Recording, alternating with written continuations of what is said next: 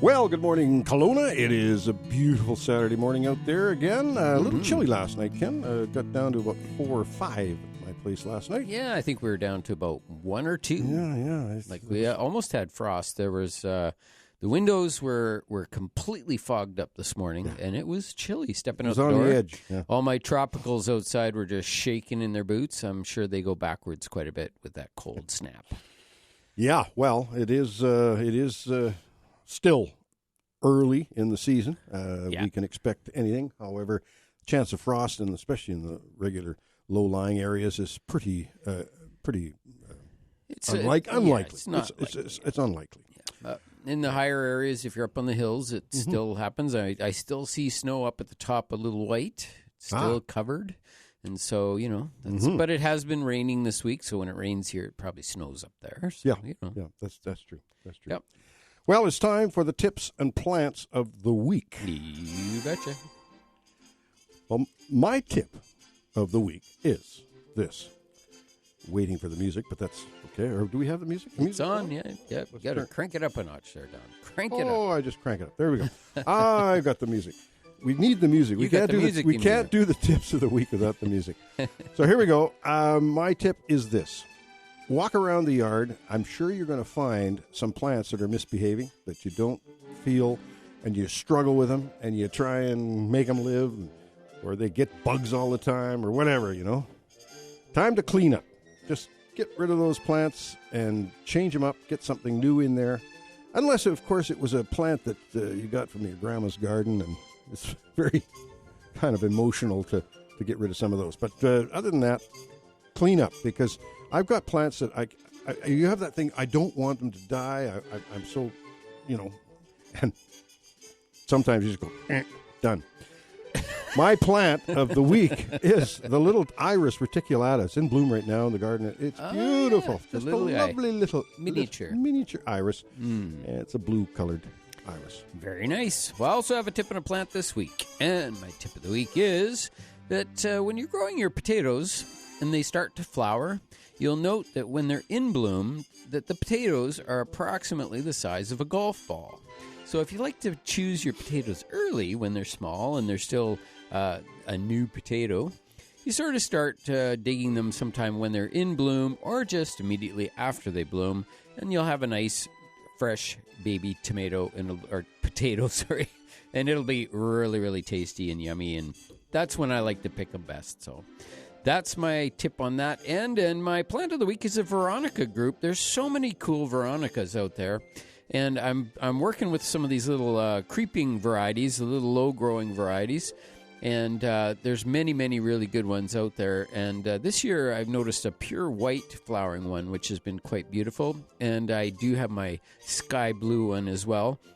So I'm going to do a little video on YouTube about the Veronicas and put that out there most likely this weekend. So check out our YouTube channel, Grower Coach on YouTube. That's my tips and plans for this week. Remember to check growercoach.com. Great, Ken. Always a good, and the Grower Coach thing is flying. I'll tell you, I really, really think it's a great website. People should attend. Yeah, we're going to be upgrading that as well. So we're in the process. It's always slow. You do little bumps, little upgrades as you go, and then one day we'll pull the big lever. I think it's a big lever. I'm not sure, and it'll go. Switch over, and it'll be the new site, which will be pretty exciting. And that's probably end of July, middle of July, somewhere around there. Cool. Yeah, might be the trigger too. Pull the trigger. I hope it's a trigger, and it just takes right off. You bet. Yep, there you go. Well, I was very, very careful to get my my garden show information, my Word document that I usually have, transferred over to my computer, and it didn't transfer, so now I'm just pulling it up on my email. So all this technology, Ken, is just amazing. It's amazing and amazingly frustrating at times. It can be. It can be slow, especially this old computer of mine. Yeah. Oh, here we go. It's up. It's up. And I can now read my, another big shout out, of course, to my Auntie Kay. I always want to do that. She's a great gal. She's 99 years young this year, Ken. Yeah, and sharp as a tack, and just a going concern. We really, yeah. we're going to have our good friend Charlie Hodge calling in just after the news break at 9. Mm-hmm.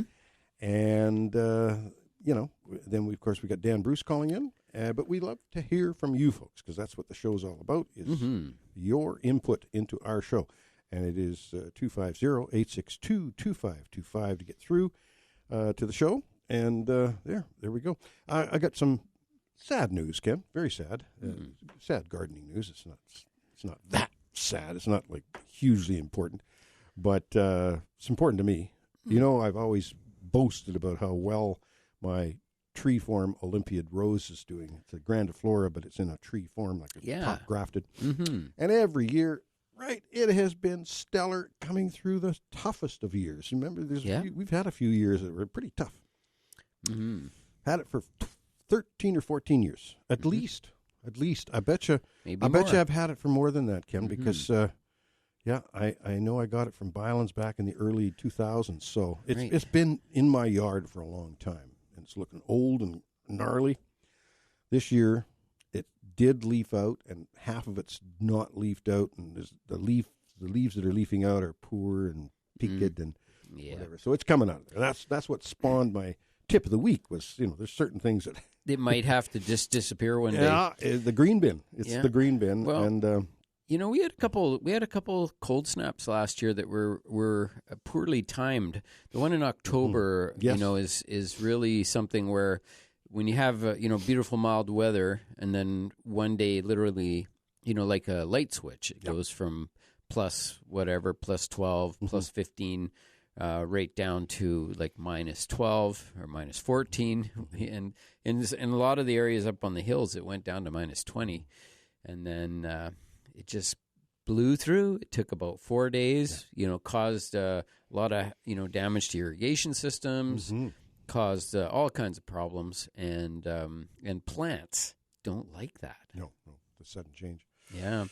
And that was the one. And then the whole winter was mild through the middle, and then another little blast in February. So, 20 below, if we just had like a sort of a consistent winter, the plants would have a better chance of surviving. Yeah.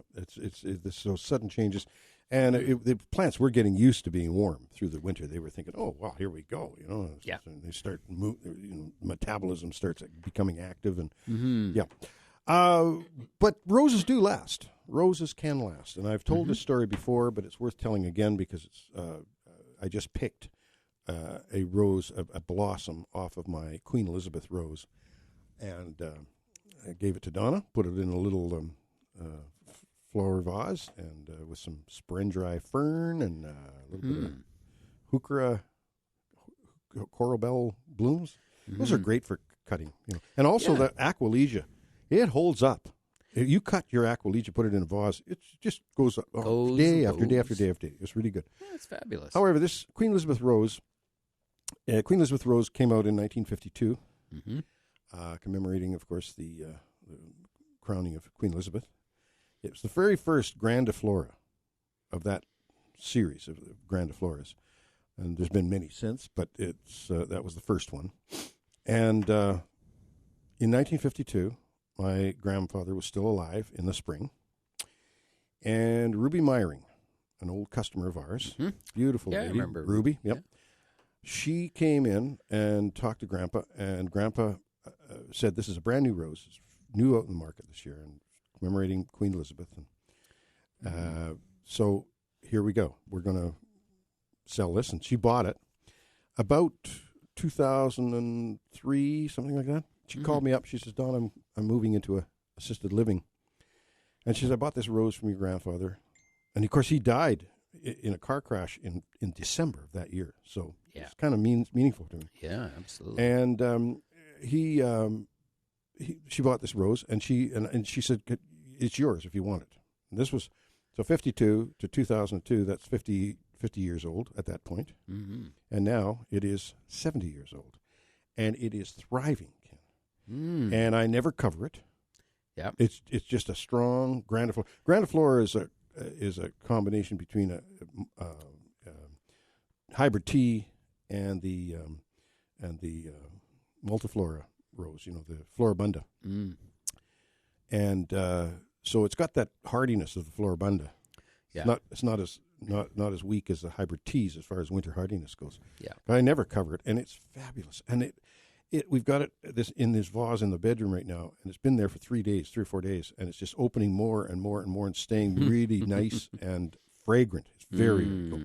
Yeah. Anyway, that's What a beauty. That's my Queen Elizabeth Rose story. I try and tell about once a year, and it's a plant that I mentioned. You don't want to yank out things that. If this one started to get sick, I wouldn't just throw it in the green bin. I would try and revive it. Yeah. Or at least maybe even do some grafting and take a bud graft off it. Yeah, keep the genetics going. Yeah, that's pretty cool. You bet. 250-862-2525 to get through to us, and we've got Eric joining us on line one. Good morning, Eric. Good morning, guys. How's it going today? Very well, Good, thanks. Beautiful day. Mm-hmm. It is. Anyways, I just sent you some information about my grass. I talked about it before, I think a couple weeks ago. Mm-hmm. Emailed a picture of my dead grass in some parts. Okay. And which did you who did you email that to? Is that to Don. To Don? There you go. To me. Okay. Well, Eric, I think I did look at that. I've got so much on the go, but I'll just pull it up right now. You know what? Yeah, that's the beauty. Because that's the beauty of this technology. It's one of the good things and not one of the bad things. Just look her up right now, and there we go. Okay. Oh, no results on that one. Okay, we'll try this box, on this email box. Just too many emails. Yeah, I've got different emails here, but that's okay. Eric, what does it look like to you? Oh, this is dead. It doesn't want to grow properly. Oh, yeah. We were talking about the white powder, weren't we, in the soil? Yeah, something like that. I couldn't find it, but it was like cement, like ground. Oh, like yeah. I might have to dig it up a little bit, put some fresh soil in there, maybe. Yeah, sounds like a compaction problem.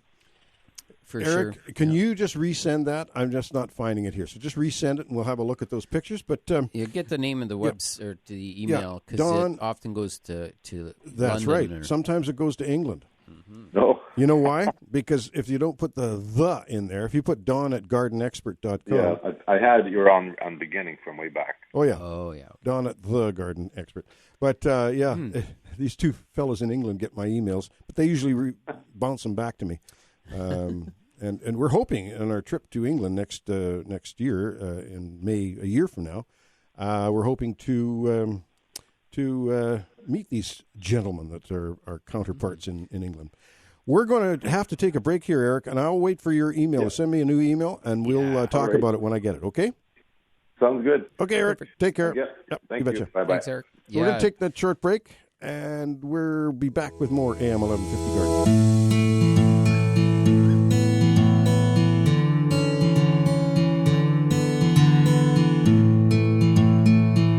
Well, we are back with you, and that little iris that I took a picture of it, Ken, and I wish I could show everybody here, but that little iris in the Some garden. type of a Dutch iris or something, little, but I don't know if it is. I think it's something special. Yeah, it's really cool. It only grows about 6 or 8 inches high. And it's quite late. The Dutch irises are really early. Yeah, they'll sometimes the push reticulata is early, but Yeah. this one, one's a different I've one. always called it a reticulata, but it may not be. Who knows? There's too many plants, as you say. Too many plants in the world. However, that's what keeps us going is the number of plants. I love the diversity of plants and whatnot, which is what keeps me going. Yeah, one of the things that you mentioned in your tip of the week was the potatoes, and mine are starting to bloom. Yeah, I got them in real early, and they're starting to bloom now. So you're saying that is the time where you can take a little bit of a harvest? Well, they're small.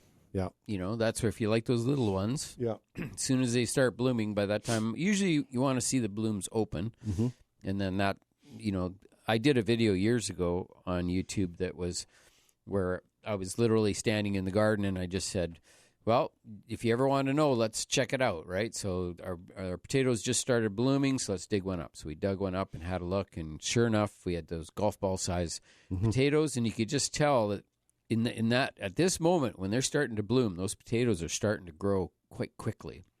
And so, if you kind of like that, say twice the size of a golf ball, you just wait for them to finish blooming. right? And then when the bloom is finished, you'll be, fair size. And then, if you want to go a little bit bigger, I kind of like the new potatoes. To me, they're just sweet and delicious, and that's what I look forward to every year. Mm-hmm. When in the garden are probably my top two. I really like it's top three. Mm-hmm. I love the sugar snap peas when they come on, and I love the little cherry tomatoes, because you can just munch on them all summer long, and they're just so fabulous. But that is one of the tastiest things, is just fresh dug baby potatoes. Unbelievable. That's amazing. The little grape tomatoes that Donna gets at Costco. Mm. Oh, yeah, they're tasty. They're so crunchy. And you know who grows them now at this time of year? Howlings. Yeah, Howlings. Yeah, they're one of the bigger growers, aren't they? Of hothouse tomatoes and they used to grow a lot of bedding plants, and things like that. But they got out of that and yeah. So I'm just opening up Eric's email here, Ken. Oh, good. And we're going to look at it here. If I can just get the picture open. Come on, open up. There we go. Open. Sesame. There we go. Yeah, well, it's definitely dead lawn, Eric. It's right now. There's a black screen, but it takes a while. This computer is so bad. It's so slow. But that's why I got myself a new desktop, and I'm just using this laptop for portability, They just run out of space, I think. What happens is the Windows programs and all the updates and stuff going on plug everything up, and then it just there's a defined line here, Ken, in Eric's picture. Oh, yeah. A it defined is. line. Clear line. Yep. So it seems like something was done there, either a trench or a renovation at some point. Yeah, there's something underneath the ground that's different. And he was saying it's super compacted there. Yeah, so it's possible that... Do we still have Eric on the line? No, we don't. I guess we don't. But we'll talk about that. I'll keep this picture up, Ken, and if Eric calls back in, we'll ask him some questions, because that's what we do when we're researching, things like that. We're going to talk to Wendy first, though, because she's been waiting. Good morning, Wendy. Good morning. Are you there? Oh. Hello. Hi, there Wendy. you are. Good morning. Hi.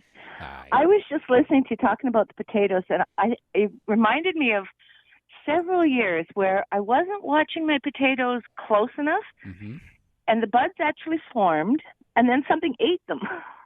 Oh. And you couldn't tell, and I waited and waited and waited, and thinking they hadn't bloomed yet. When we looked really closely, they'd bloomed, and they were the little stems chewed off. Mm-hmm. Yeah, just as soon as the buds formed, they were chomped off as fast as they grew. So that's something, if you're watching for your potatoes to bloom, look really closely and make sure they didn't get eaten.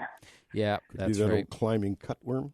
It's, well, there's a ton of little bugs that seem to get in there, even the potato beetles sometimes. But no, flea beetles is one of our problems right now, eh, Wen?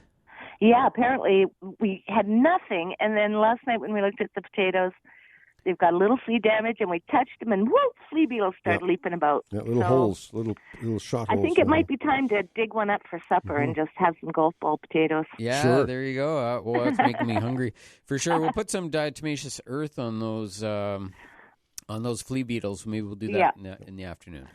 Wendy, great information. Thank you. Yeah, thanks for calling. Happy gardening, everybody. Okay. Bye, Wen. Bye. Thanks for calling. And we're going to get back to Eric here. Eric, we got some questions for you, buddy. We've got 2 or 3 minutes to help you here. So there's a distinctive line there. When did this damage show up? Oh, it's been over for years. Okay. Yeah. Well, you got something. You at one point there was either a trench dug there, or there was something going on that's different than the lush grass. That's defined line. Okay. Got a sprinkler head right there too. Yeah. So what I think you need to do is take some of that soil out of there. First of all, I would dig down and see what's going on. See the difference between the real lush grass and that grass that's dying. See what's going on. What the difference is underneath the ground. Could be it just might. You can hardly take the shovel and dig something out. It's so hard. Okay. This is lawn hates that. Lawn wants nice, sandy, open, airy soil, and I think you're going to see that. So I think it's a reno time. I think it's press the restart button. Mm-hmm. Yeah. unfortunately, because, I mean, I know that that's a little more costly than just doing something surface-wise, but I don't think you're going to get ahead of the game unless you do something like that to really just remove that soil, bring in some fresh soil, and, sorry? Wasting water than doing the same time. Well, that's right. Here you're pouring water to it and it's not happening. So, or make a nice garden path. just call it. You put some crush in there, make it a path. Yeah, it's hard as a rock already. It's already. Yeah, it is. It's one of the things that happens when, depending on who does the work, people in the construction industry are really good at compacting soils. Just because that's what they're trained to do. They learn actually how to compact in lifts, only put, a couple inches in and then pack it and a couple more inches and pack it. And they're preparing a base, for a footing or something. But in this case, for lawns, you really want to try to avoid that. You have to compact just the right amount so it doesn't settle. But it's always a challenge. Yep. And a word to the landscapers out there. One of your best tools is a scarifier to the back of your tractor, so you can scarify the ground that's all been compacted by the contractors. Scarify it, get it all worked up, and you don't rototill it. You need to just shake it up and loosen it. Crack it. Yeah, that's right. Eric, always a pleasure to talk to you, man, and I think that's your answer. Regarding potatoes, you just pick them when they're flowering or is over? Well, that's for the little babies. If you want the small potatoes, you let them bloom. And as soon as they're in full bloom, you can start to dig them. And that's the smaller, they'll be small size.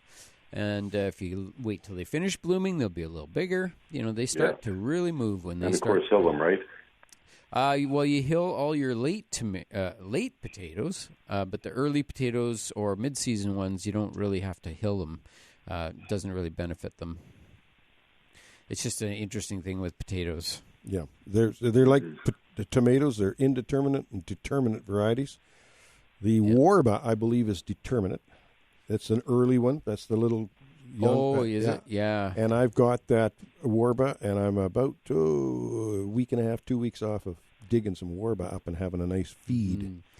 Yeah, so, whenever you do select your potatoes, just be aware if they're early, mid, or late season. And the late season ones are the ones that you hill, because they just keep growing and producing and growing and producing and growing and producing.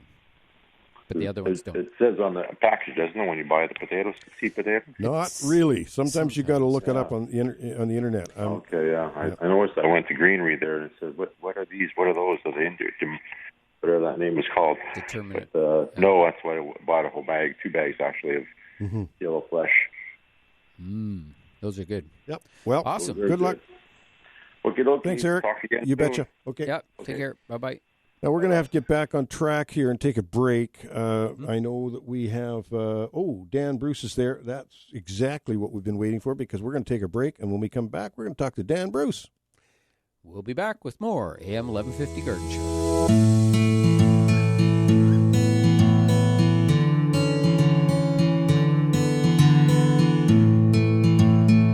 Betcha. We are here on a beautiful Saturday morning, and I spotted a car leaving the Gushican Gardens yesterday, and it had the familiar sign on the side of the car and a wave from a man, and it happened to be my buddy Dan Bruce, and here he is in living color on the air right now. Good morning, Dan. Good morning. Yes, I noticed that car that cut me off and swerved dramatically in front of me. There you go. But I did wave back. Yes. That was so polite. Yeah. Well, with drivers with our skills, what possibly go wrong? It's like the Grand Prix. So, Dan, what have you got up your sleeve today? Well, over the last week, the hummingbird population here has gone up quite dramatically. Oh, good. But on the other hand, when I got out of bed this morning and looked at the temperature, it was 4 degrees. So the shorts remained on the where I dropped them last night, and I've now got sweatpants on. Yeah, of course. It's chilly.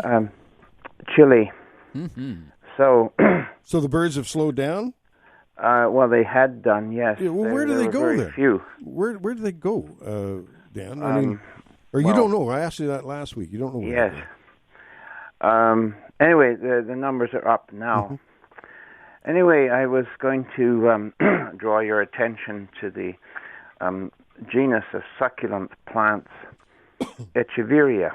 Oh, nice. Yeah. Lovely. Mostly from Mexico. There are I would guess, about 20 named species and varieties available here in Kelowna at the Greenery. Mm-hmm.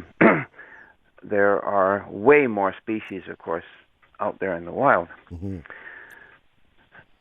Named in honor of Atanasio Echeverria y Godoy, a Mexican botanist of some skill and standing, born about 1771, died in 1803, was involved in a scientific expedition sent from Mexico northward into California and into British Columbia on the orders of King Charles of Spain. Interesting. The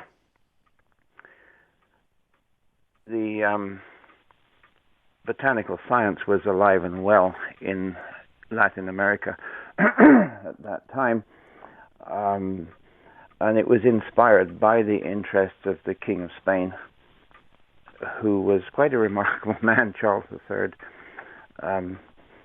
There were few things that didn't interest him. Anyway, the Echeveria, after whom this genus is named, Echeveria, was the artist on this botanical expedition. What's his nationality? Is he Spanish or was he native Mexican? Yes. Native yes. Mexican. Okay, good. And the expedition was led by Martín de Cesé and José Mariano Mozinho. And I would suggest by their names that Echeveria and Cesé were probably Basque in origin. Mm-hmm. But anyway, José Mariano Mozinho is also of great interest because in 1792 he wrote an extensive treatise which is now known as Noticias de Nootka. And dated 1792, it's one of the earliest serious scientific works on coastal BC. Isn't that interesting? Yeah. And the original manuscript of this is in the archives in Mexico City. And some people might say, well, why is it there? Well, because Vancouver Island was part of the Audiencia of New Spain and was governed from Mexico City. Wow. Really? That's amazing. What a history that we don't think about today in most circles. We just, Mexico or whatever, but so much went on down there. Yes, indeed. And it wasn't, quite obviously, it wasn't all political. What ended up happening was that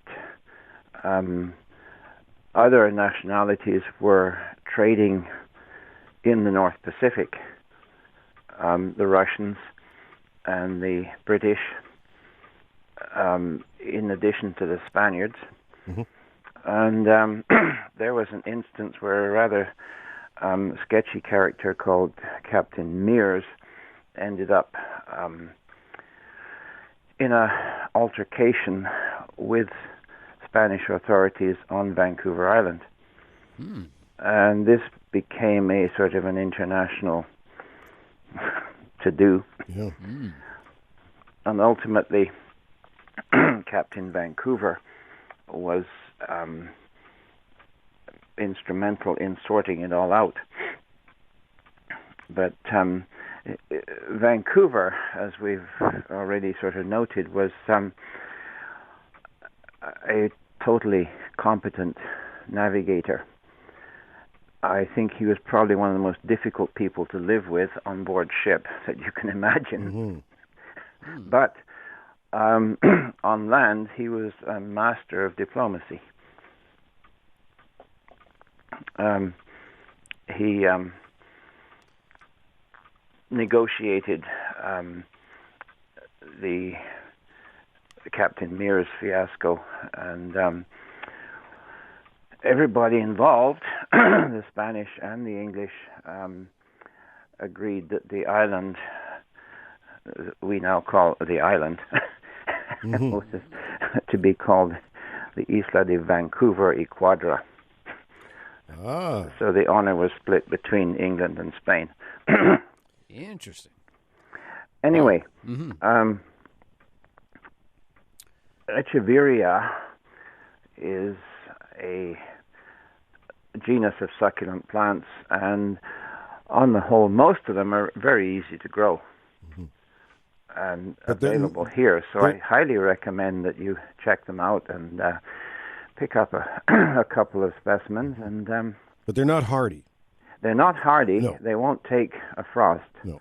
So they're an indoor thing. But for a bright windowsill, a well-lit office desk, they bring a bit of nature into the world. And the flowers are, in many instances, quite spectacular. They're brilliantly colored.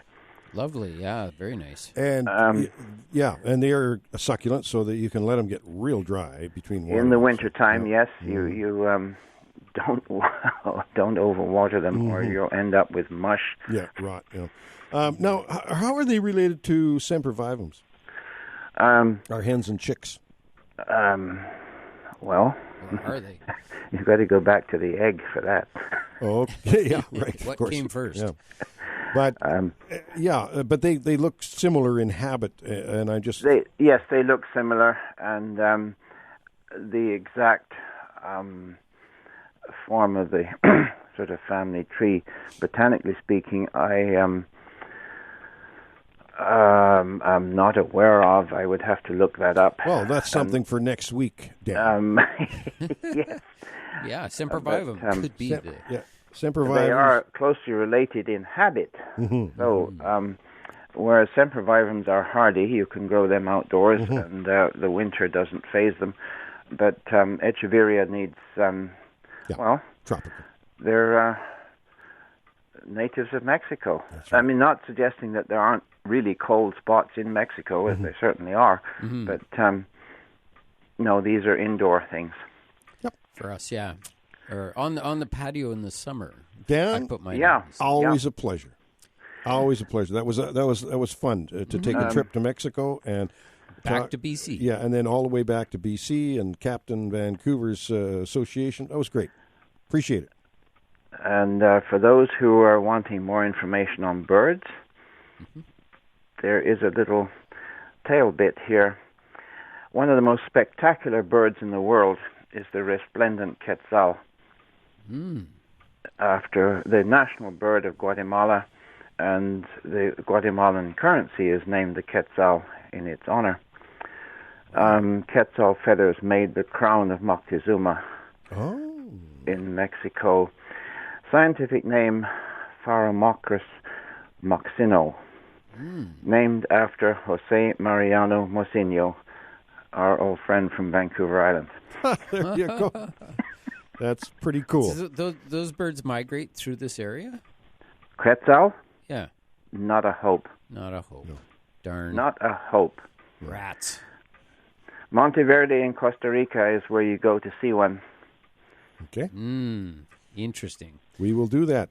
We're going to have to take a break. Trip. We appreciate your call, and we'll see you next week, Dan. You will. Thank you, buddy. Thanks, okay. Dan. Take care. Okay. Bye. Yeah. So we're going to take that break. We're going to come back with another 10 minutes or so before we take the break at 9. We've got our good friend Charlie Hodge coming on after 9 and have a little chat with him about his new book. And on that note, we'll be back with more AM 1150 Garden.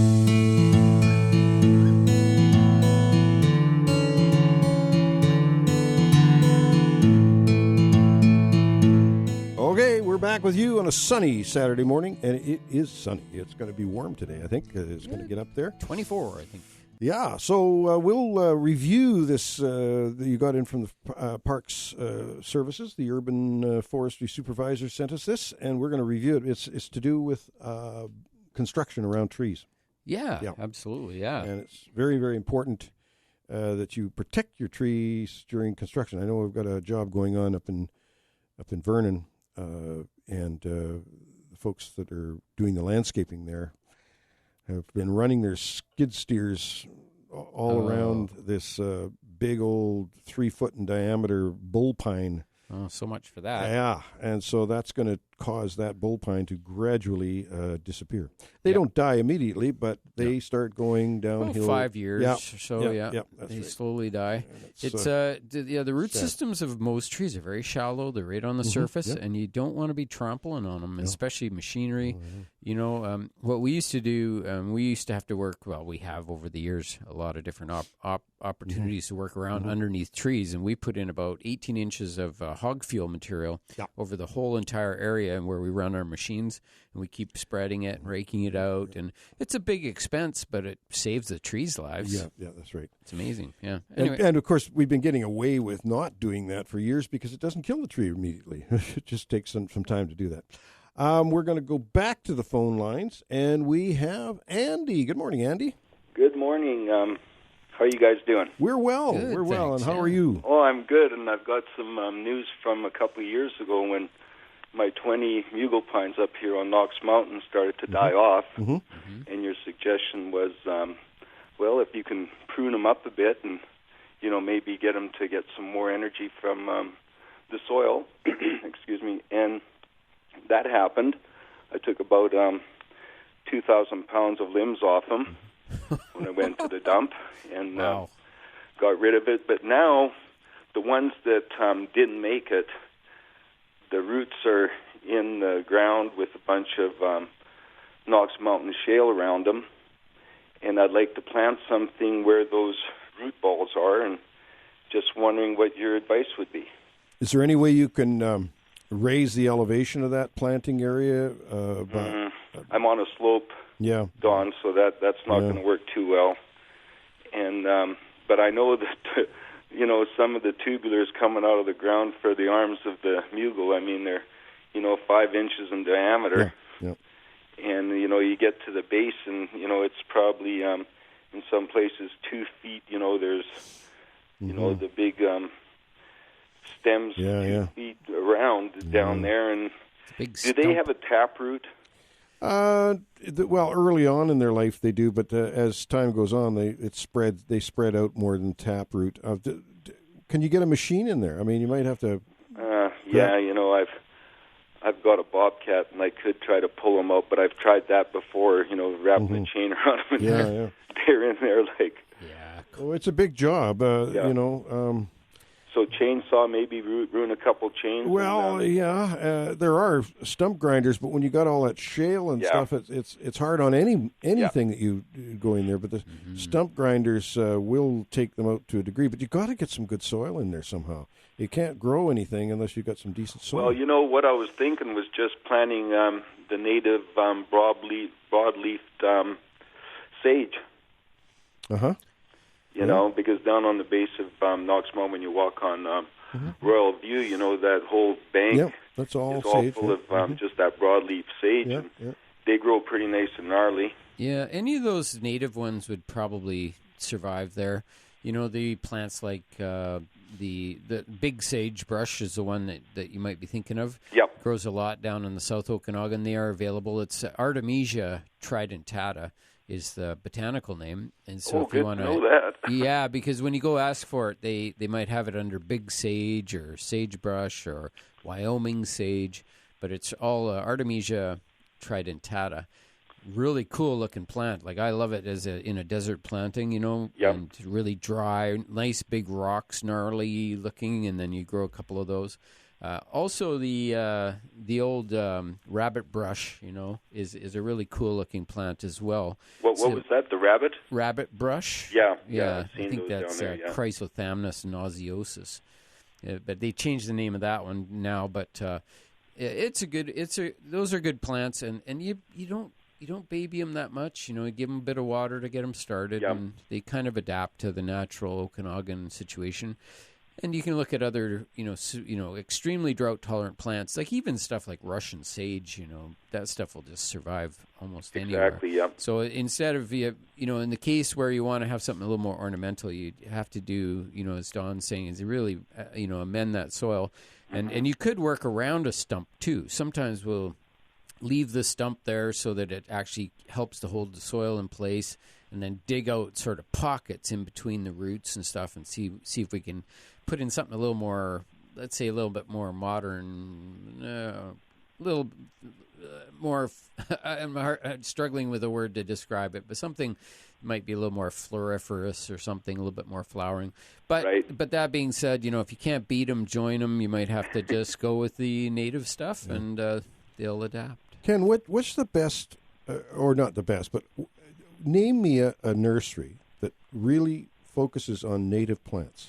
Well, the sagebrush nursery down in Oliver is a really great one. Yep. They're mostly they do mostly wholesale, but you can call them, and I'm sure they have openings where you can go down and actually shop there. It's just cool because they're dry plants, and they have hundreds of species of plants. So there's stuff available for sure. Well, that's great, you guys. And Ken, that first plant you said, Artemisia planta. Yeah, tridentata. So it's Tri-T-R-I. Yeah. D-E-N-T, like your teeth. Yeah, trident. Yeah. And Ata, A-T-A. So it's tridentata, and it literally means 3 teeth. And on the tip of each leaf, they've got 3 little dints on the ends of the teeth. So yes, or at the ends of the leaf. Yeah. So. Well, guys, thanks so much. That's great advice. Yeah, okay, cool. buddy. Well, good luck with that. Okay, thanks Andy. so much. Yeah, thanks for calling in. Okay, bye now. Bye-bye. Mm-hmm. Yeah, there's Andy, and that was a great conversation. Yeah, it's interesting to hear something over that long a period of time, and this a lot of them succeeded and grew and came back and rejuvenated, and a couple of them didn't make it, but that's the way it goes in nature. Yeah, and, it is important to prepare the soil around trees. I see so many of these, what they call pocket planting, where they dig a little hole and put a little topsoil in there, plunk the plant in, and it's really not fair to the plant. The plant never survives, never Well, in the thrives. case of a tree, and there's little shrubby stuff or little perennials, they're not so bad. But a tree is it's gonna blow over, and you see them. I see them all the time. You got your leaning tree, right, and it's on a 45-degree angle, and people are trying to pull it upright and bend it straight again, and they got all the ropes and straps and things on that poor tree. It's called a rotation failure. Yeah. They just don't root out. The roots stay in that in that hole, and then when the wind comes, it just slowly whole thing like a ball joint. Yeah, like a ball joint. Exactly. It just kind of leans. What you over. want is a platter, like a wine glass, the base of a wine glass. Yeah, hold the tree up. And that's why that upper surface is so critical, because those roots grow horizontally, and we were just talking about protecting tree roots. Yeah. They're right on the surface. Absolutely. Yeah. Well, it's 250-862-2525 to get through to us on the Garden Show. We've got our old pal Charlie Hodge going to join us right after 9 o'clock news, because he's written another book, and it's exciting. And cool. He's one of my favorite people and one of my favorite musician friends. All sorts of friendship connections there with Charlie Hodge, and especially the fact that I worked with his mom, and she taught me so much when I first started learning about perennials. Charlie Hodge's mom, Doris, was a big part of my life when I was 13, when they first moved to Kelowna.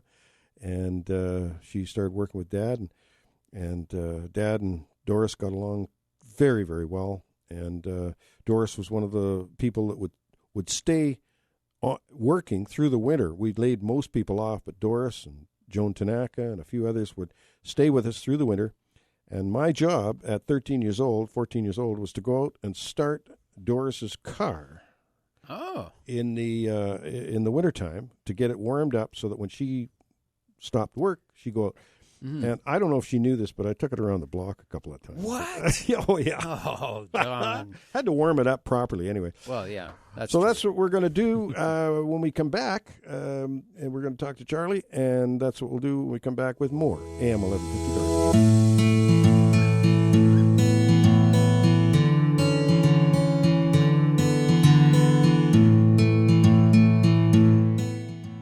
Well, we were just chatting about our good old friend Doris Hodge, who worked for us for many years. And Charlie, of course, is her son, and Vickers Hodge is also her son. And he was a photographer in Kelowna, and became an Anglican priest, and I think he's now retired. And of course, his dear sister Sylvia, who's married Keith Reed, who was a big family name in Kelowna, and so they got a lot of connections going on. And Doris's dad, the interesting thing, Doris's dad worked on the Sycamoose, and which is kind of cool. On the ship. We want to welcome to the show Charlie Hodge. Good morning, Charlie. Speakerphone, is that a problem? Speakerphone is not a problem.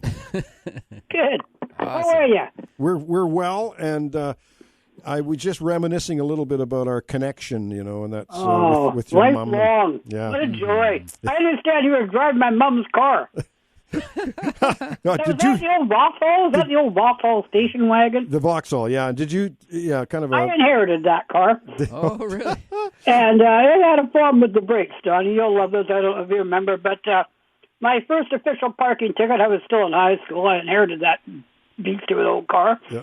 And I inherited my first parking ticket, so I gleefully, with my girlfriend and buddies and all that, hopped in the Vauxhall station wagon, went down to pay the parking ticket. And back in those days, they paid it at, I can't remember the courthouse, but I thought it was the RCMP station. Anyway, I had to go to the RCMP station, which was down at that point, right where the old courier was, etc., downtown there. Yep.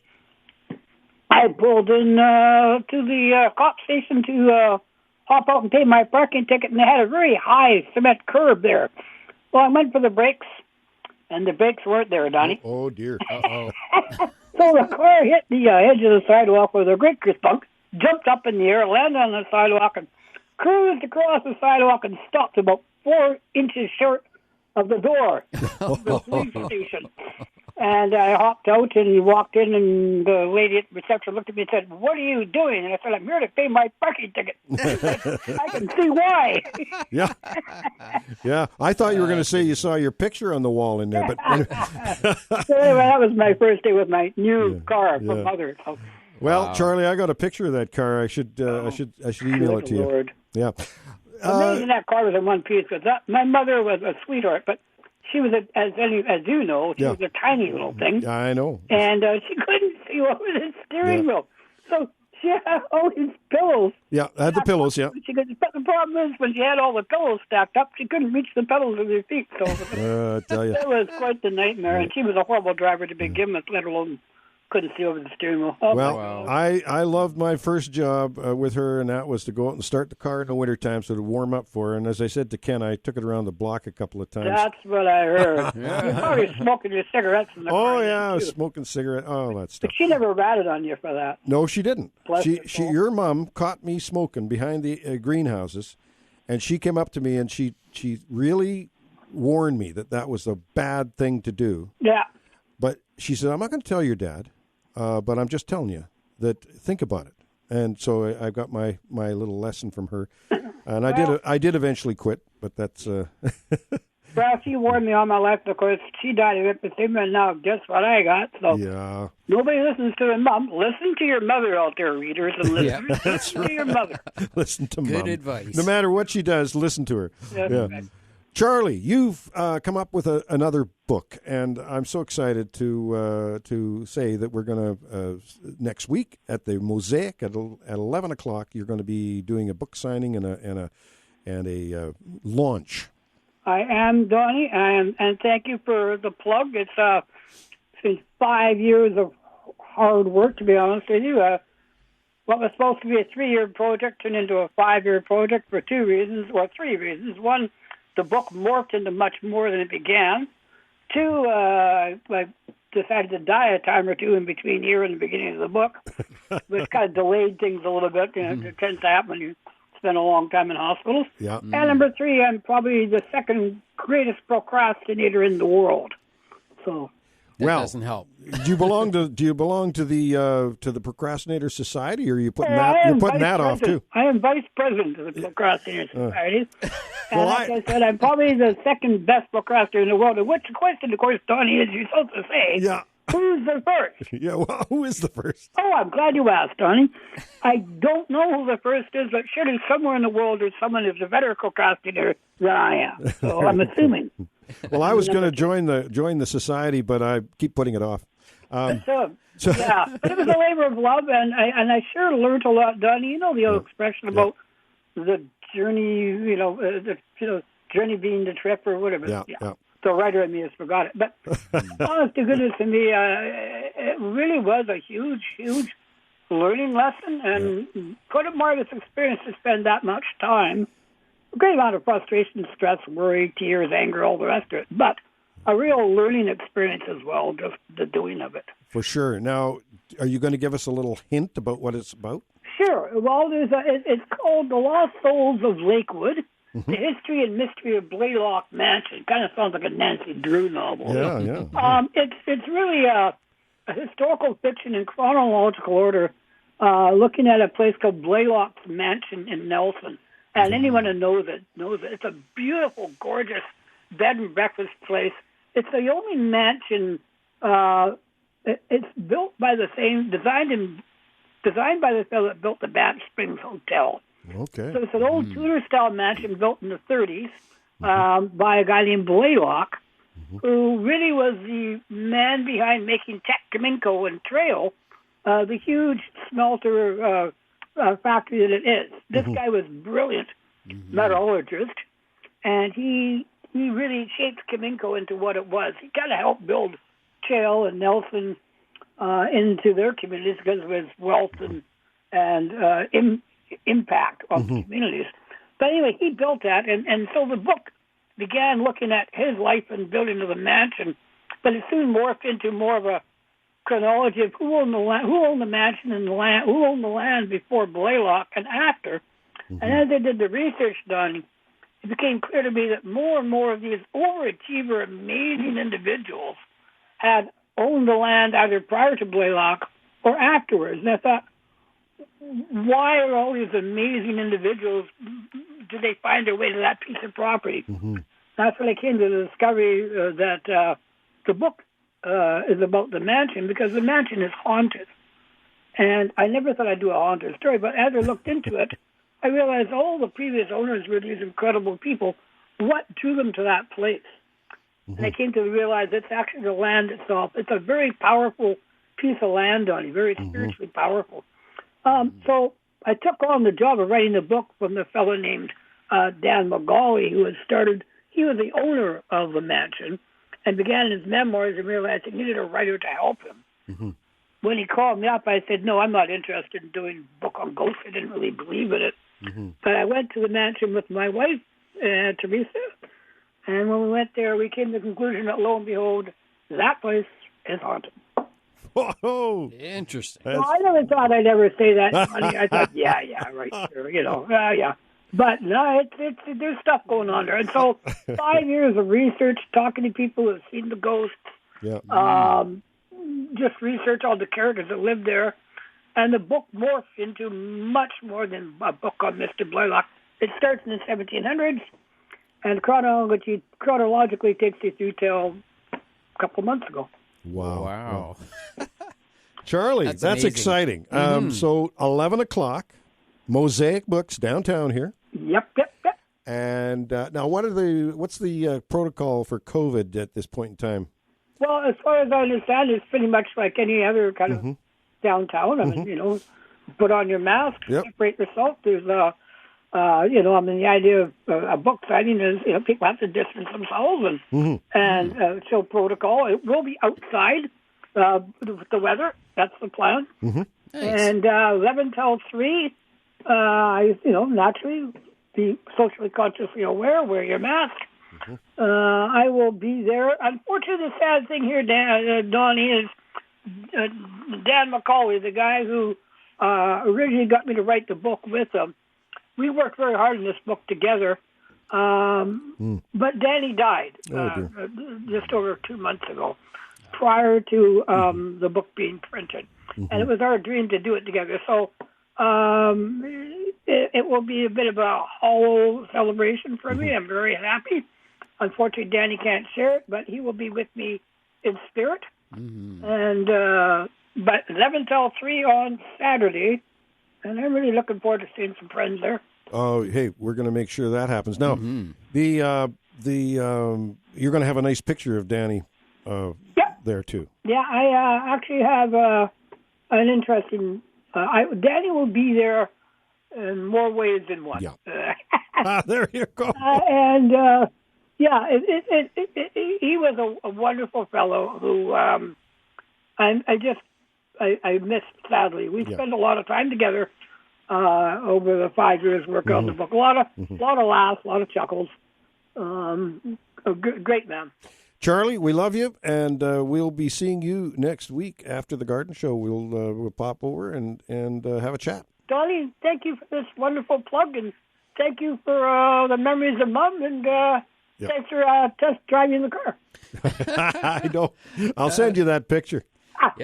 Look forward to it. Okay, buddy. Love you, my dear friend. I love you too. You guys carry on like you're normal. Okay, we will. Okay. All right. Thanks, Charlie. Take care. Bye-bye. Bye-bye. Yeah, there you go. Charlie Hodge, counselor for the city of Kelowna and a good old friend for many, many years. And, real close family connection with us. We're going to take a break here, but we do invite your calls. We've got plenty of time for gardening questions, so that's what it is. For the remainder of the show is your questions being answered. And I know you're out there in the garden right now doing some things, and there's always something that comes up that that you need to have an answer to, and Ken and I will do our darndest to give you the right answer when we come back with more AM 1150 Garden Show.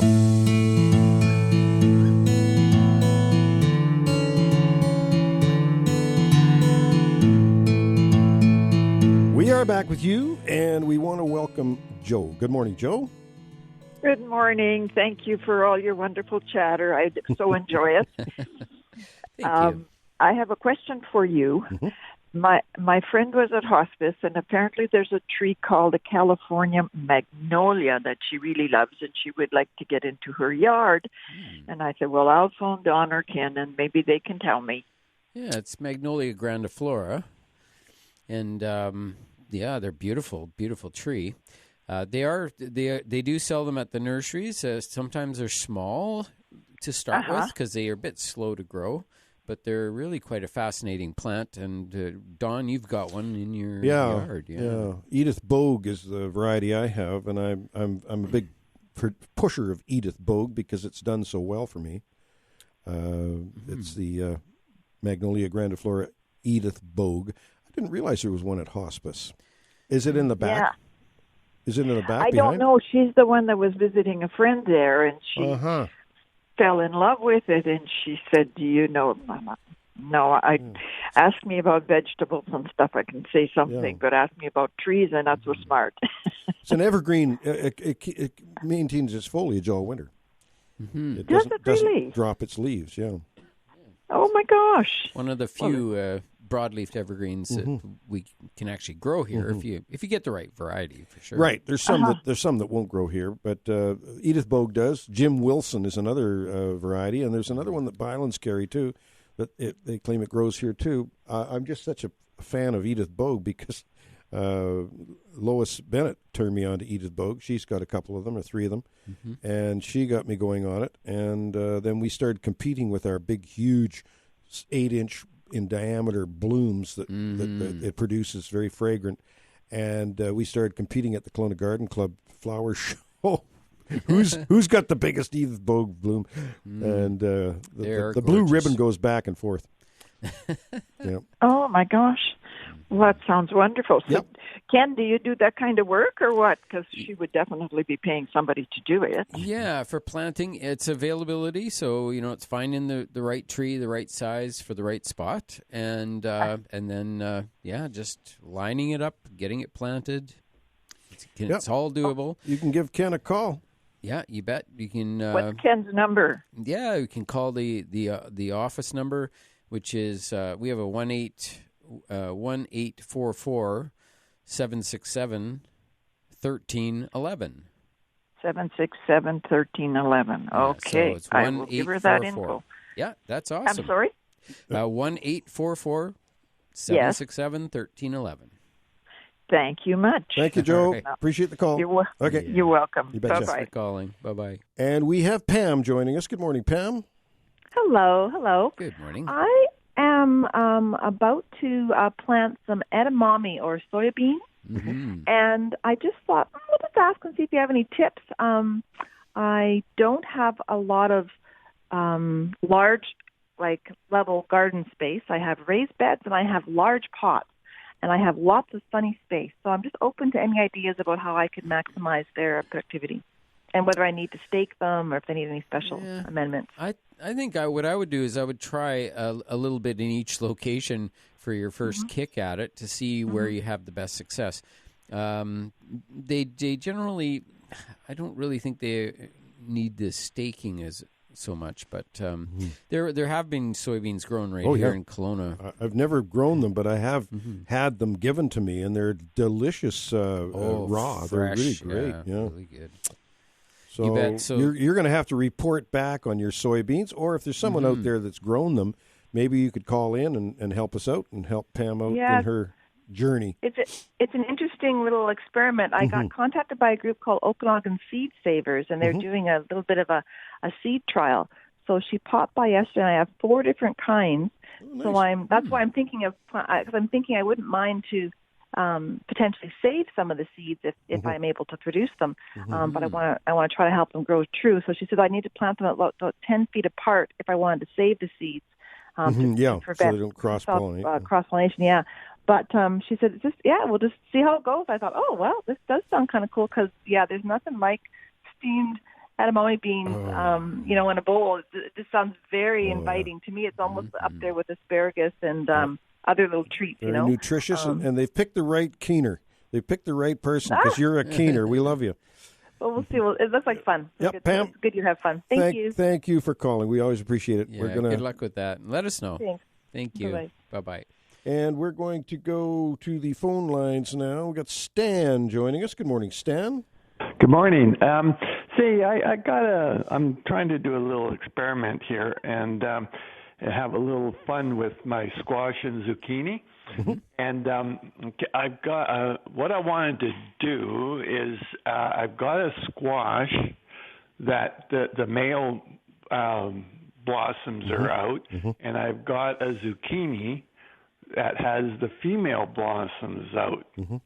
Okay, now I'm wondering, can I do a hand pollinating, take the squash pollen and pollinate the female zucchini?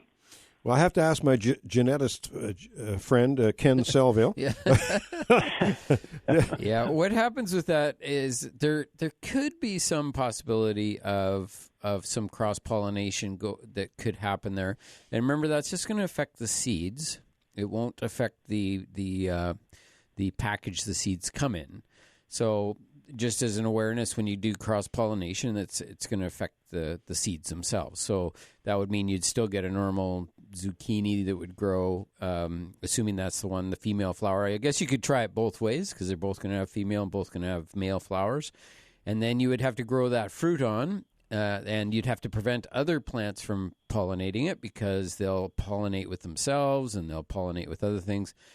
So it's a little bit hit and miss as to what you'll end up with, but we do know that a lot of these squash families often cross-pollinates, and that's why it's sometimes hard to keep the seeds from year to year because you end up with these weird green striped things that don't really, they're not as nice as the original. So what you're going to have to do is, like my old friend that cross-pollinated lilies. He had to put a little prophylactic over top of the after he's pollinated from the male flower and pollinated the female. He had to put a bit of a prophylactic to stop any other pollination from getting into that female flower. And you got to protect it. As soon as that female flower opens, you got to make sure there's nothing can get at it, and then you sneak in there with your male pollen. And yeah, so there's a bit of a thing, but you sound like you're into this, so let's do it and find out what goes on. But like Ken said, you're not going to end up with a fruit immediately. What the seed that is inside that fruit is what's going to be the progeny of your efforts. Yeah. Okay. And then you keep those seeds, and then you try them next year. Yeah, I'm just getting a little impatient, right? You start all this, all these little blooms starting to come about, and I thought, oh my God, I got one of one and one of the other, and there's no mate around, so I thought, it'll pollinate. It'll pollinate. So and it'll get a fruit, as Ken said. But the seed from that fruit is not going to come. That's what's going to be the result of that pollination. The seed. And you grow the plant. Next year, that fruit could be different. Right. You see? Yeah. Okay. Very good, gentlemen. Thank you very much. Thanks for the call. Yep. Good luck. Appreciate it. Bye-bye. You betcha. We're gonna have we've got a quick call. We can talk to Addie. We'll just talk to Addie quickly before our break. Good morning, Addie. Good morning, guys. How are you? We're well. Good, thanks. Good. Okay, a couple of quick questions. First one is Lily of the Valley. When do I transplant it? Pretty much any time. Yeah. I mean, I've dug it in the middle of summer when it's growing, and it roots very easily. You can transplant it at pretty much any time, but ideally now would be a good time, Ken, or fall, just about any time. But any time. Yeah. Okay. The other question is fertilizing my perennials. Once they finish blooming, like the Rose of Sharon, the Regalia, all those, should I continue fertilizing them with 20-20-20, or should I just put some compost around them? I'd say a little both.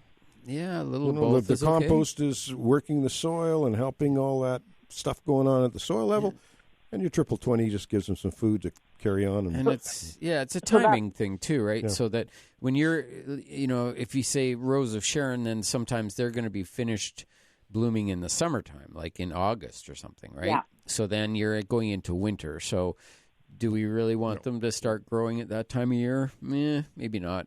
So that's where, depending on the type of plant, generally when they finish blooming, you want, say in the case of bulbs and things or perennials, you don't mind to feed them to make the roots stronger and bigger.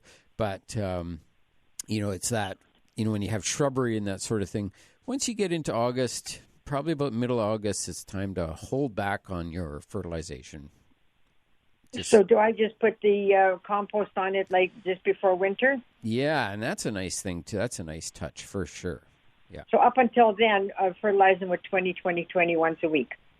Well, that's really nice. That's a little bit luxury for them. You can do that. I would say right now is when they're starting to need that food supply, and then you can just you can go to once a month after that, like for shrubbery.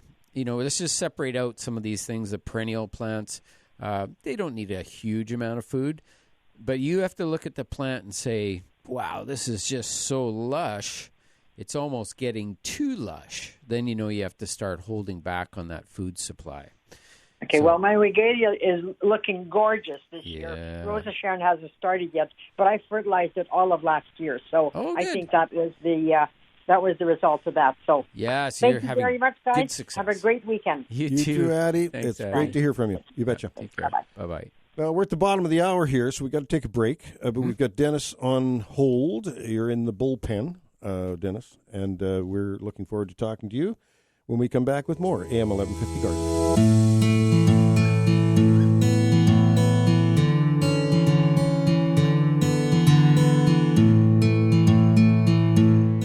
We are back, and it is a darn beautiful Saturday morning, and I look out, there's not a cloud. Well, I see a little Sirius cloud up there. There's a Sirius cloud.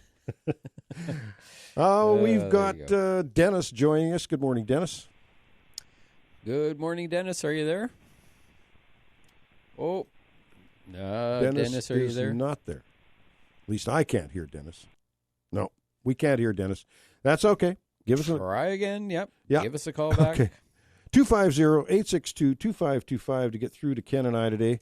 Ken, I'm going to replace that tree style top grafted Olympiad rose with something, and I'm thinking of a hydrangea, Paniculata grandiflora, but I want a really new variety that's you need special. A compact one, because if you don't have like 8 feet in diameter space, because they get big. Okay. Yeah, some of them, the newer varieties are the ones to get for sure, well, because they're just so nice. We're going to talk to Dennis, and then I'm going to talk to you again about hydrangea. Dennis, good morning.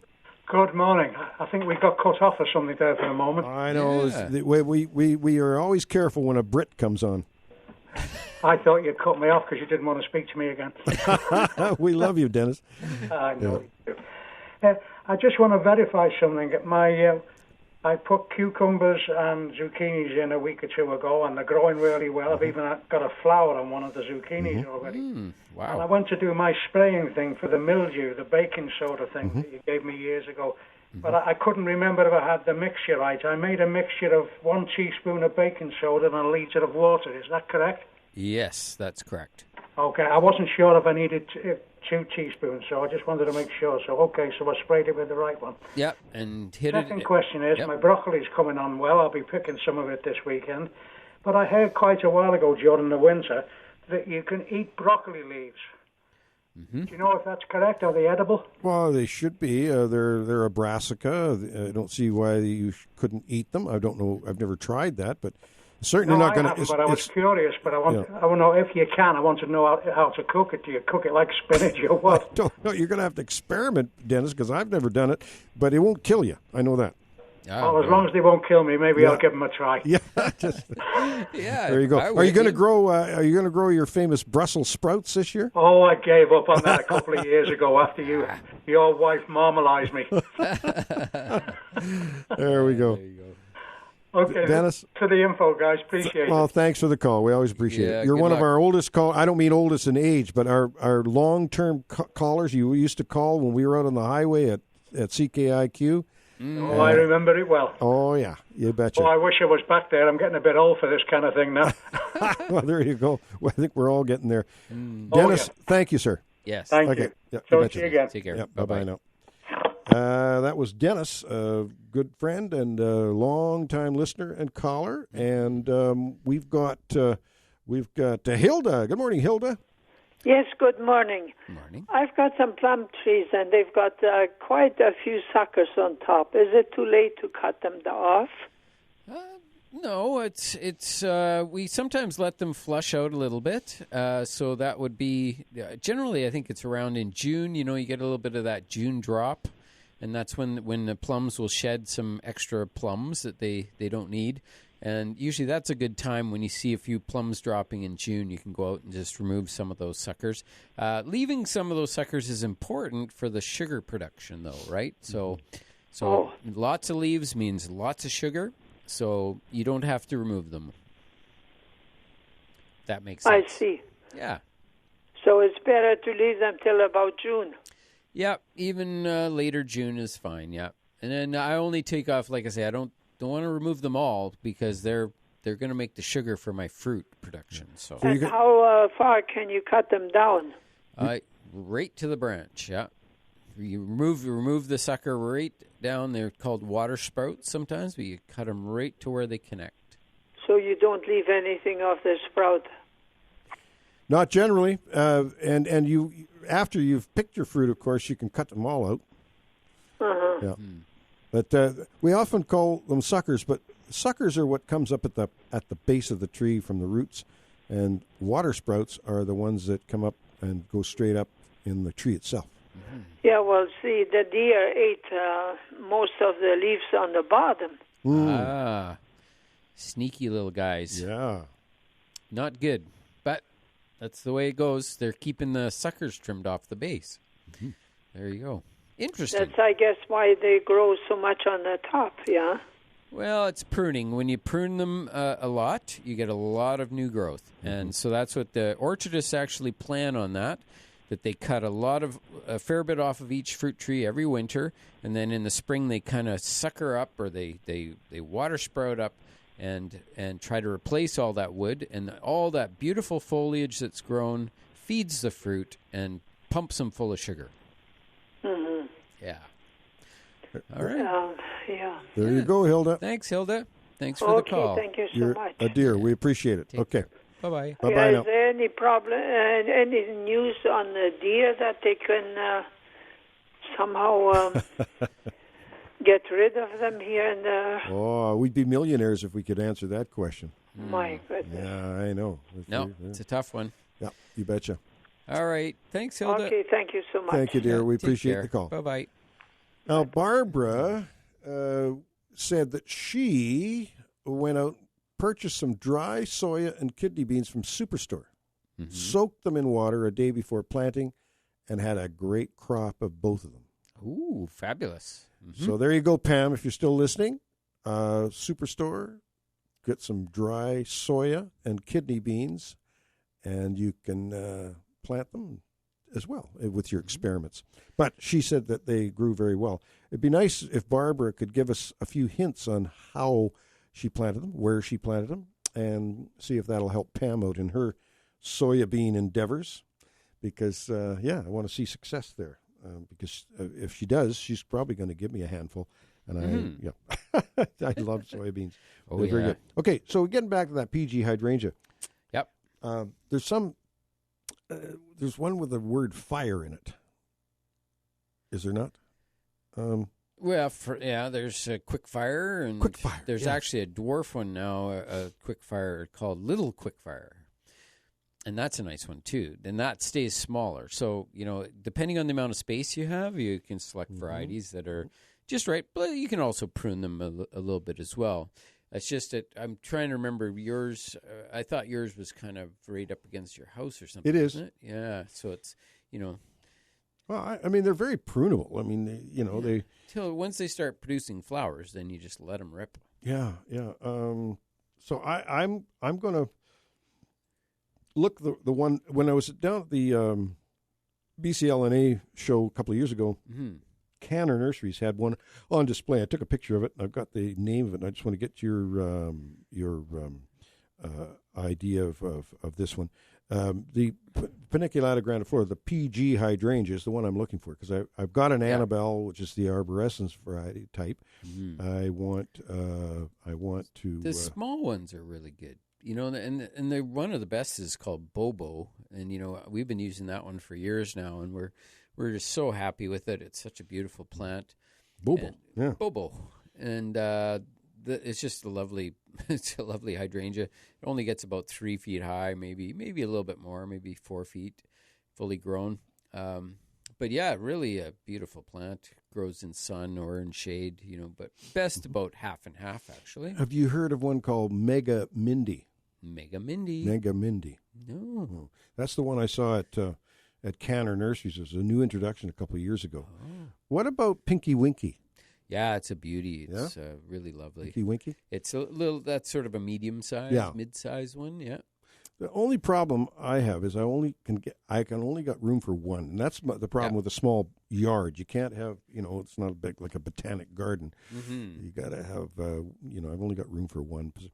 So anyway, I'm going to be shopping around and see what we can find. I'm going to dig my old Olympiad out, and I'm going to buy a new Olympiad, the more of in the traditional grandiflora style. I'll plant it maybe close to my Just Joey hybrid tea. My only hybrid tea that I own is Just Joey, another fabulous rose. Anyway, we're going to take our last break of the show today, and we're going to invite your calls for a few minutes after we come back. 250-862-2525, and we'll be back with more AM 1150. We are back for the final 15 minutes or so, and glad to be here every week. We've been doing this now for almost 1,800 Saturday mornings. We're in that 1,798 kind of area there. We have Barbara joining us. Is this the Barbara of the soybean? Yes. Good morning. Yeah, we've been listening to you since we retired to Kelowna in '96 in our big vegetable garden. Very nice. I just sow the soya beans and the kidney beans in a row in our vegetable garden. Just in the ground? In the ground. And do you have to support? Like regular beans. You have to support them? They don't go too high. I think I haven't done it for a while because we have some really nice cut beans from Hungary, and that's mainly what we sow. Well, that's good information. But you'll find out if you have to support them. Yeah, good information. And Pam is going to try some 2 or 3 different varieties of soybeans this year. Yeah, that's great. Okay. Appreciate the call, Barbara. You're welcome. Thank you, dear. Bye-bye. Okay, bye-bye. Thanks for listening. Bye-bye. Yeah. 1996. That's that's 25 years. 25 years. Yep. Yeah. There you go. 25 years. I never thought I'd be saying that. I mean, I remember back in the day when we first started the show in 1983. It was just week to week. We just thought, well, here we go, and every Saturday morning come out and chat with people on the line. And my brother do the gardening thing. My brother did for the beginning. He stepped in for me a couple of times when I had to go to Vancouver. And Al started out the show. He was by himself, and we had Greg Cooper on the board. And Al started out. He had it all written down, what he was going to say and everything. And at that point in time, he wasn't getting any calls. Greg had gone to the washroom, and of course, you could hear he didn't hear anything on the speaker because right. Al just when he ran out of stuff written down, he couldn't talk. And he said after Greg came back and saved the day for him and got things going again, and they got some calls and whatever. And you got to have the gift to gab. Well, yeah. And Al said to me, we came home, and Al says, "I'm never going to do that again. Don't ask me to do that again." And then you came along, and you were right in there, no problem. Yeah. Well, it was. I remember the first couple of times was the nerve-wracking. Just when you're not used to it. But And Don Stoltz sat in a couple times too. Yeah. Couple thousand shows later, and it's like nothing to it. Yeah. It's it is. Well, it's fun. And that's what it is. We like to talk to people about gardening anyway. And if you just pretend that somebody's right in front of you talking about gardening, it's not a big deal. 250-862-2525. We got just a few minutes left here to talk to you, and we want to mention again, May is, we're wrapping it up now, but May is Invasive Species Action Month. You want to look up that website, you find out all about that. And I want to mention again, Ken, how great success I've had with whitefly control in the greenhouse with just sticky traps, sticky boards. Now, you're saying they're mainly for monitoring.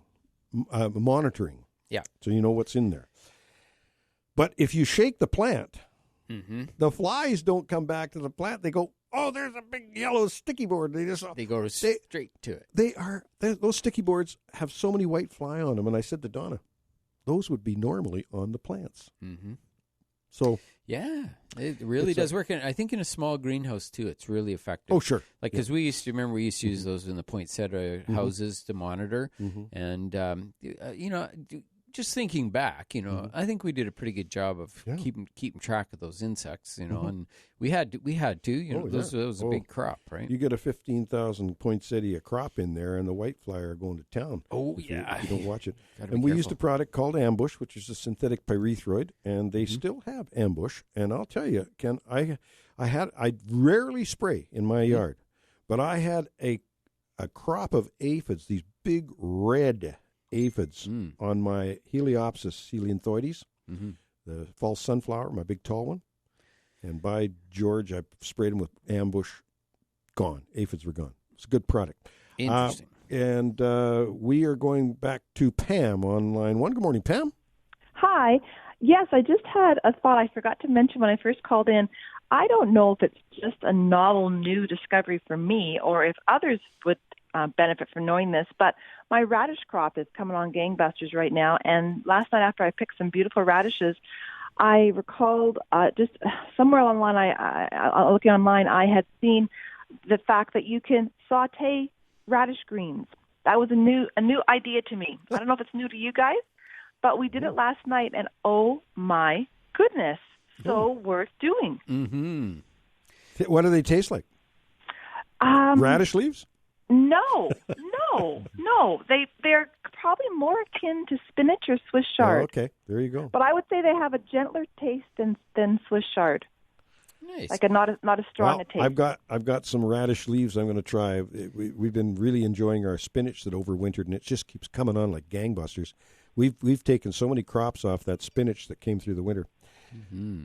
Now, Pam, we're going to have to. We've got so few minutes left here, and we've got Val phoning in. We would like to talk to her. Just wanted to give that tip. Oh, Thank you you're so much. you're Awesome. a giant. We appreciate it anytime. Thanks, Pam. Thanks, Take Pam. care. Bye-bye. And we're going to end the show talking to Val. Good morning, Val. Hi. Yeah, I'd like to know, are violets perennials or annuals? Violets? Yes. Well, there's different types of violets. The viola group is fairly large, and it actually includes even pansies as well. But the little includes what? Pansies. And what? So, well, that's the same. Pansy is a viola. Oh, I see. Okay. Yeah, and the little ones that you get, they're like little miniature pansies that you see. They're mostly like an annual. They do tend to survive the winter, but they seed so easily that they just seed everywhere and come back. Yeah, I know. I've got my whole yard just full of those little tiny ones. Yeah, but I've got for Mother's Day, I got a violet. Oh, is not an African violet? No, it's not. It's purple flowers and. Does it have a thicker leaf, or is it a fine, thin sort leaf? of a thicker leaf. Thicker leaf. Well, it might be an African violet. Oh. Yeah. And that would not survive the winter, but they're a great house plant, and you can put them outside in a not full sun, perhaps. I guess. Yeah. Well, they'll take full sun. So it sounds like a. It sounds like an African violet you have. Yeah, I think it's a thick leaf. Thicker leaf, like a little bit fuzzy. Yeah, fuzzy. Yeah, it's one of the gesneriids. It's not actually a violet, but they call them African violets. That is the problem, of course, with our common names, is that when you say violet, it can be applied to a lot of things. But I think what you've got there is an African violet. Okay, and that's not. That's not hardy for outside. No. Just keep it close to a window, and it'll be happy indoors and bloom cheerfully. Okay, well, thanks a lot. Thank you, dear. We appreciate your call. Yeah. Thanks. Bye. Bye-bye now. Bye-bye. Yeah, that's interesting, isn't it, Ken? Violet. I mean, viola, violet. These are. Well, viola is a botanic name, but and there's annuals and perennials in that group, and it's a fascinating world of plants. It really is. It's so much fun. It's way too much fun sometimes, and we always have fun on Saturday mornings. Oh, I just want to tell you, Donna and I last night had our feed. About once a month we go to the Shady Rest, Old English Fish and Chips. Oh yes. And we treat ourselves to the fish and chips, and I know you can't do that often, really, but boy, once a month we really enjoy that, and it was like going back in time, Ken, because that business has been there since the 50s, maybe even the 40s. Wow! Ever since I was a kid, and that used to be, it was located where I was on the highway, right, which is now Sutherland. But that was the highway coming into town. There was no such thing as Harvey. And it's still in the original spot. Still in the original spot, original thing. Yep. And there used to be a staircase on the side, and you'd go up and you could eat on the upper deck. And it was shady from a bunch of poplars and willows around it.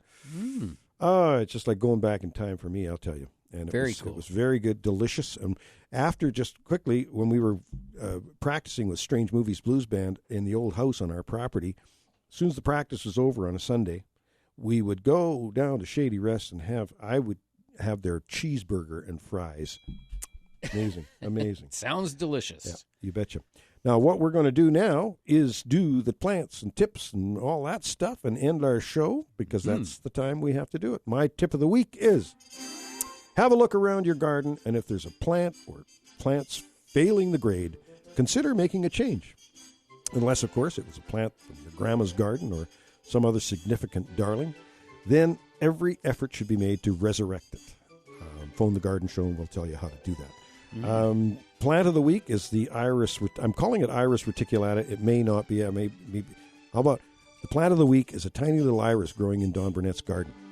And we're going to identify it. Make sure it's properly identified. I thought it was a reticulata, but now when I look it up, reticulatas are very early blooming, and this is not early. Yeah. It's blooming right now. I also have a tip in a plant. My tip of the week is that when your potato plants are blooming, that means your potatoes are about the size of a golf ball. And if you like to get those nice new potatoes, you could consider starting to dig them when they're in full bloom. All right, my plant of the week this week is the Veronica group. All the lovely Veronicas that are out there. There's quite a huge selection. It's a big family. Everything from little tiny ones to great big tall ones. And lovely, blooming in the summertime. Really nice. And there's even a couple of weeds out there that are Veronicas. But it's a cool family, and it definitely is something worth a try. That's my tips and plants for this week. Remember to check growercoach.com. Well, we have another deep quote from Alex Shigo, Dr. Ooh. Alex Shigo, nice, father of modern arboriculture. Die and kill are not the same. As trees die slowly, they increase the amount of exudates into the rhizosphere. When trees are killed suddenly and taken away, this does not happen. Now, the rhizosphere is the region of soil in the vicinity of plant roots in which the chemistry and the microbiology is influenced by their growth, respiration, and nutrient exchange. That's the rhizosphere. So when the tree dies, it's giving back to the earth. Yeah. But when you just cut it and remove it, everything just stops. As it's dying slowly, it's giving back. But if you cut it and remove it, as in logging, doesn't do that. Not that I'm against logging. You got to have wood, but it's an example. Yeah, for an example. Okay, and that's going to be it for the garden show today, this week, and we'll see you again next week with more AM 1150 Garden Show.